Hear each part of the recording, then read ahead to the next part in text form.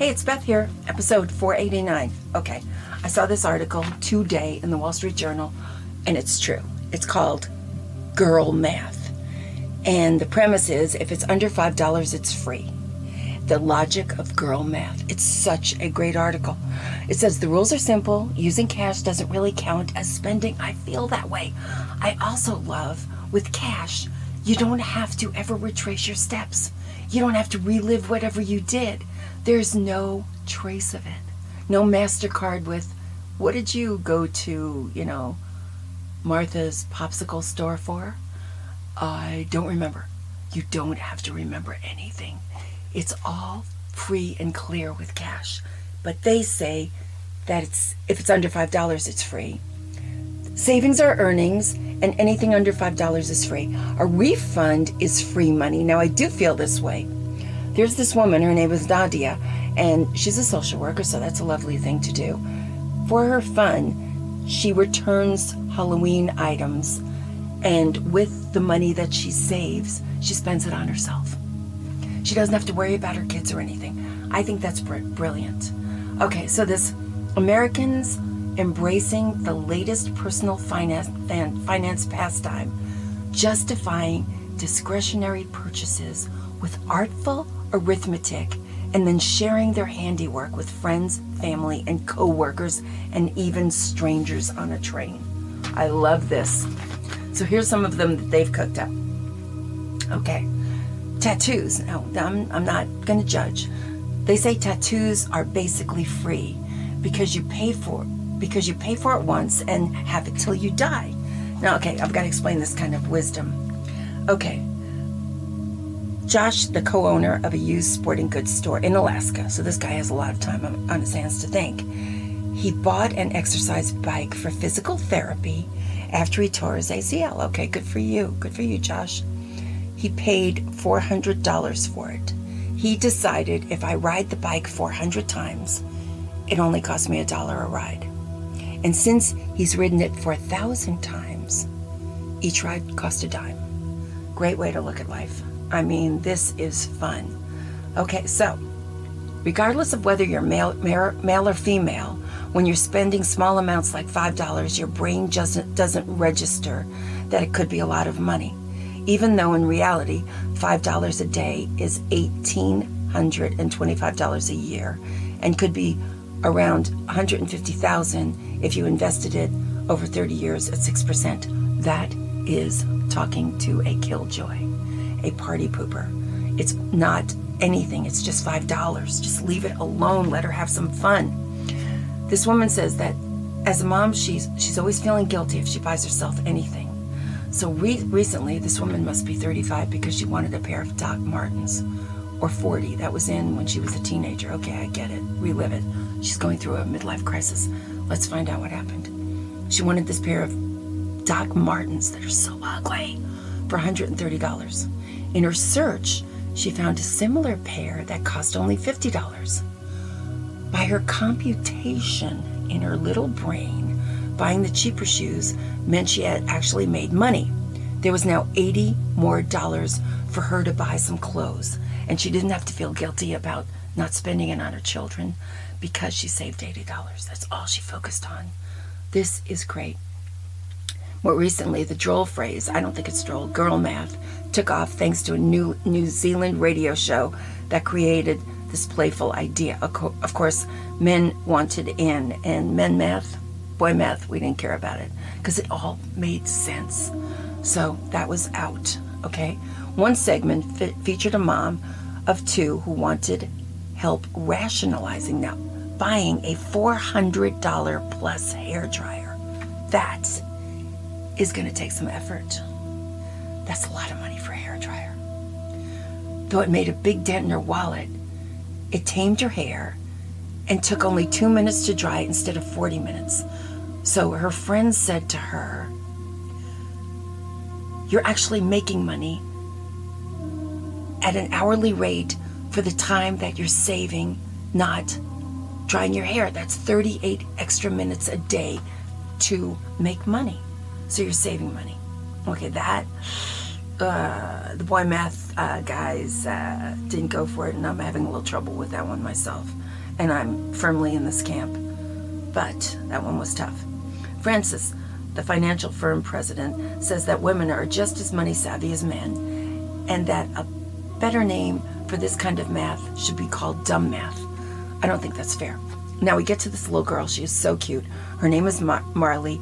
She and her father, Austin, have this TikTok. He is a finance guy, and they talk about money all the time. And she believes the cost of clothing can be calculated per wear. So a $50 sweater worn 50 times only costs $1. All of this logic, she says, she's explained it many times to her father, a 47-year-old finance professional, in videos that have gone viral. He doesn't quite believe it.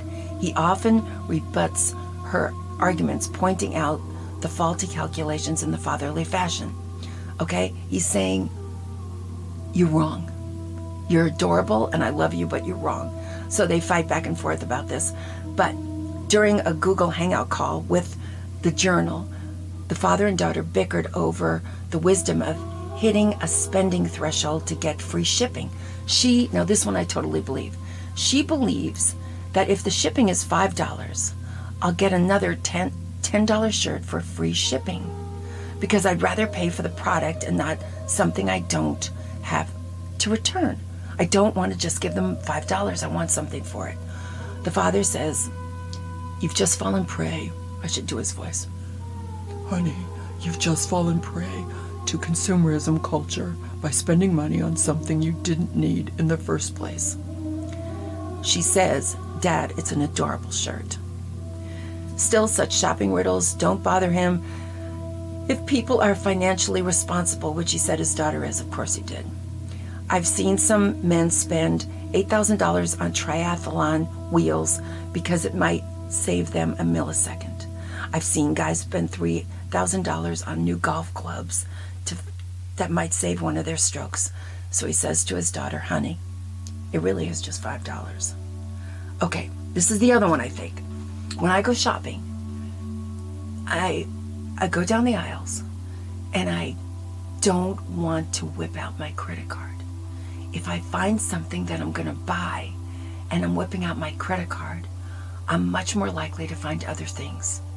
It's like the wall's broken. My defense mechanism is down. I'm going to charge anyway, so I might as well charge 2 or 3 or 4 things. I think that's brilliant.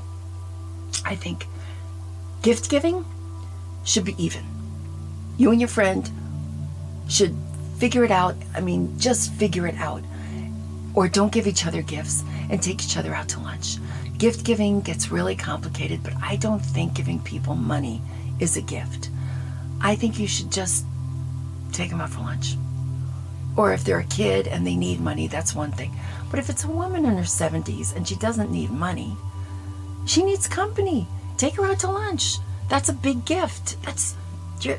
Tell her a few jokes, have a good time, make her order an appetizer and dessert. That's a gift.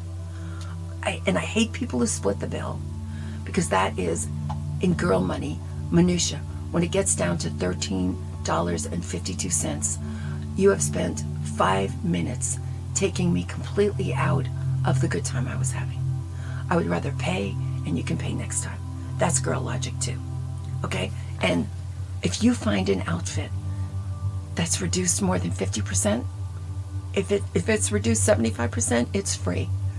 And sometimes when I get products like that, like a purse, or mostly a purse, I will not let go of that price tag. I will keep it as a badge of honor forever, and I will feel like it was free.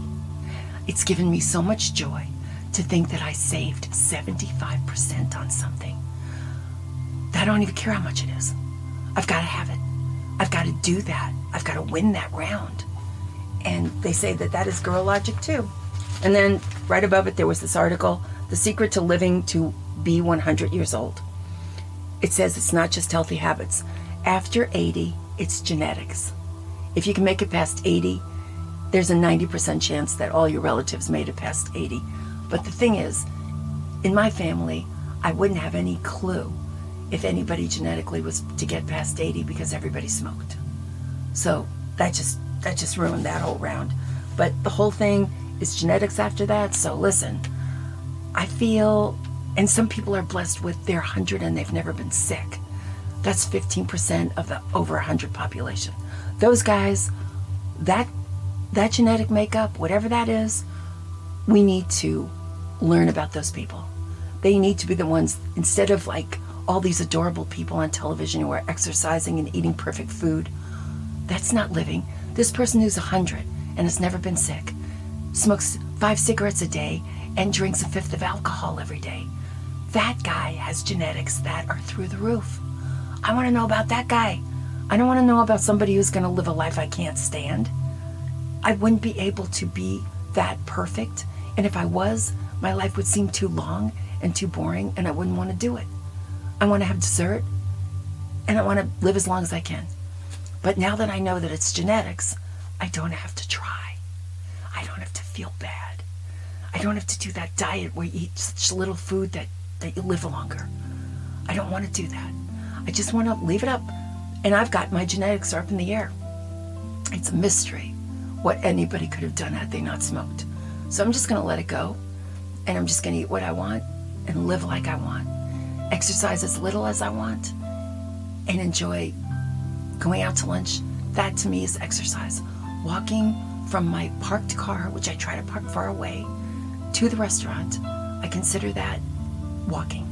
That's the walking I've done for the day. And then when I'm in the restaurant, I have heard that laughing is good for your heart and it burns calories. So I try to have a good time. That's my whole fitness plan. And it's mentally fit too. I got to have fun. Life is hard.